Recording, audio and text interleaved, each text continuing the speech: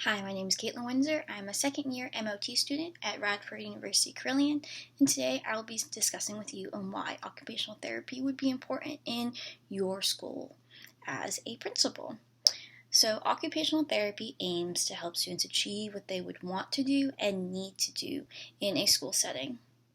We can provide services to individual students, groups of students, classrooms, as well as the school as a whole. These students don't necessarily have to have a diagnosed disability for us to be able to help them. We focus on school routines, which involve academic achievement as well as social participation. These will include aspects such as holding a pencil, to concentrating in class, to self-help skills. Socially, we look at how the child interacts with peers, participates in group activities, and how they interact with their teacher and other professionals. For this to be done, all environments are assessed. This includes the cafeteria, the classroom, the playground, and even the hallways. We really focus on the child as a whole, meaning we will evaluate these other aspects of a task that they may be completing and see what is contributing to their skill development. We want to be able to match the child's abilities to the task they do every day in order to maximize that performance and participation for them. Ways we can do this are through certain interventions, compensation, and adaptations to the environment or task itself. We would collaborate with the child's parents or guardians, teachers, administration, school psychologists if they have one, and other professionals to create education-based goals to work towards for that specific student.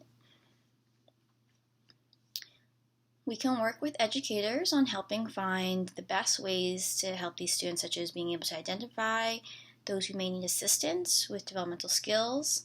We can help them with instructional strategies in the classroom to address motor challenges. We can also suggest environmental accommodations that could be useful in the classroom, such as adaptive equipment or certain technology that could be utilized.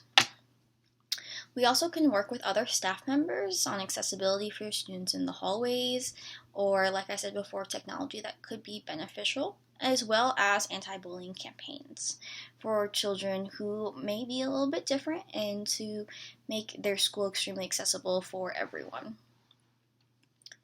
Why would OT be valued in your school system? Well, we truly take every aspect of a student and their environment into consideration when trying to figure out the best way to help them succeed.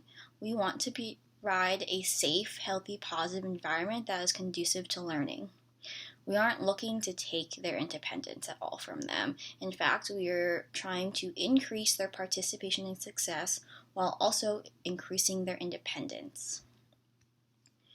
We look at psychosocial, cognitive, visual, sensory, physical, and environmental factors, as I've mentioned before. This can include desk space, accessibility, distractions, assistive technology, and much more. These students can benefit from OT services as well as it will help promote future skills further down the road that may be needed for employment, independent living, community living, or further education such as college or trade school. What to expect across the OT process. So how would this all work out? Well, it would start with a referral for services, and this could be from a teacher, a parent, or another person that has noticed something they might find concerning about a child's performance. This child does not have to be diagnosed with a disability, as I said before. And then further, we would need parental or guardian consent to continue with intervention strategies. And that second step would be the evaluation, and we would take into consideration the child's strengths and weaknesses within their school environment, as well as the environment itself, including sensory aspects, which also depends on what focus would be needed. This can be done in several ways that could be informal or formal. Observations, interviews, and a variety of assessment tools can be used to further determine if the student would benefit from services or what other options we could look at. There are many ways that we would go about providing these services. One way would be directly with the students themselves. This would be in groups. This could be individual one-on-one. This could be in those small groups, large groups, or even classroom size groups. And this could also take anywhere on the school grounds that there is space available for us to have those interventions. Some examples that I could give you are working with a student who has ADHD and may be disruptive in the classroom.